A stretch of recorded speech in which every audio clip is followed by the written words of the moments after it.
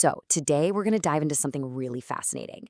It's a piece of visual theology that, borrows the language of physics to talk about something deeply, deeply human, love and connection. And it gives us this incredible framework that kind of forces us to ask a really big question. And that's it right there. That's the central question this whole idea is built on. It's a challenge to how we see everything, an invitation to think about how we connect with each other in a totally new way. And here's the core idea, the big reveal. It introduces this concept of the field, this fundamental, unbroken connection. The argument here is that the separation we feel, that distance between us, it's not actually the real story.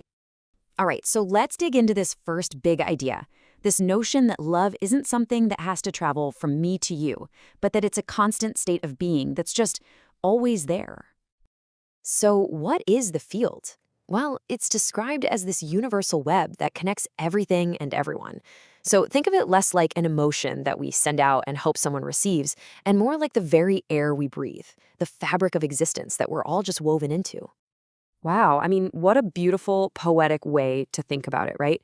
This suggests that who we are is just a reflection of each other, held in this single, unified field. And when we really see each other, we're just remembering that shared light that we all come from.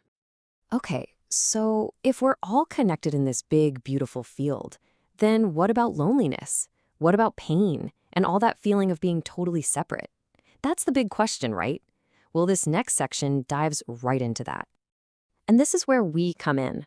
The idea here is that our own choices, our own actions, can disrupt this field. That feeling of isolation, it's not our natural state. It's more like interference, like static that we're pumping into the system. And they have a name for this disruption. They borrow a term from physics, decoherence. But here, it's used to describe something spiritual. It's that moment when all the beautiful potential for connection just collapses into the hard reality of pain. And what causes it? Unkindness, judgment, a lack of mercy. But get this, even when things are disrupted, the connection isn't truly gone. It's just quiet. The source suggests that there's this natural pull within the field itself, this deep longing to get back to harmony, back to that beautiful sound. So if unkindness is what causes this collapse, what's the fix? How do we get the music playing again? Well, this section gets into these powerful ideas of grace and something called re-entanglement. I absolutely love this definition of grace.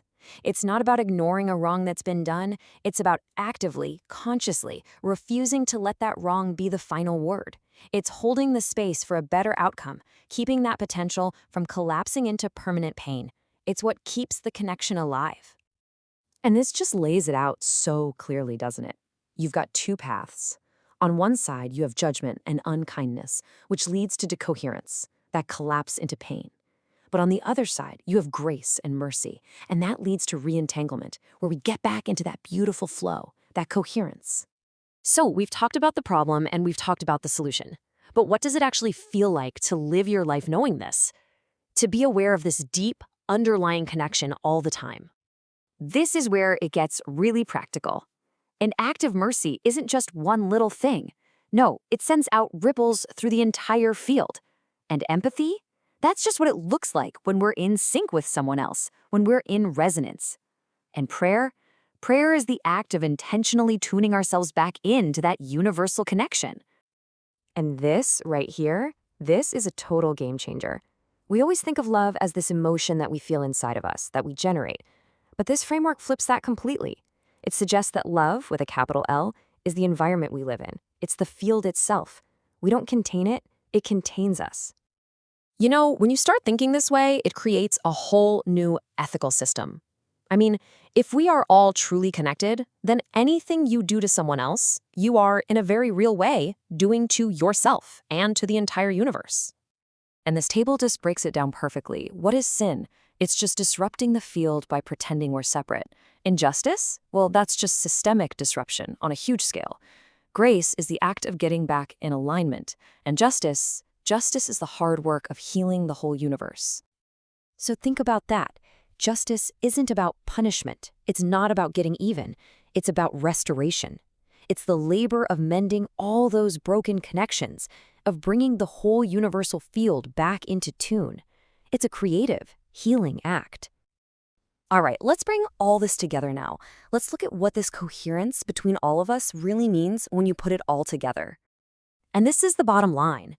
In this way of seeing things, love is the most powerful force in the universe. Every single act of grace, every act of justice, it's not some small personal thing. It's an act of cosmic repair. It's literally bringing the world back to life. The Source visualizes this whole process as a kind of cosmic infinity loop. You have the idea, the word, which becomes energy, the wave, which then becomes our reality, the code. It's just this constant, beautiful cycle of creation happening within this unified field. And so we end on this final, profound thought. That feeling of space between us, it isn't emptiness, it's not distance. It's just the sacred pause in a single shared heartbeat.